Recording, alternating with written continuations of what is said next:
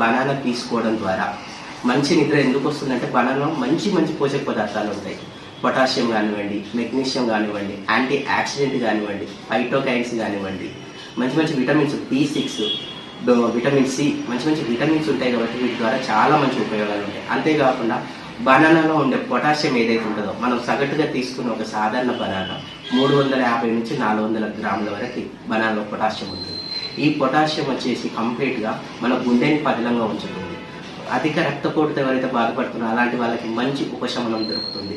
అంతేకాకుండా పొటాషియంతో పాటు చాలా కార్బోహైడ్రేట్స్ మన శరీరానికి మంచి శక్తిని ఇస్తుంది.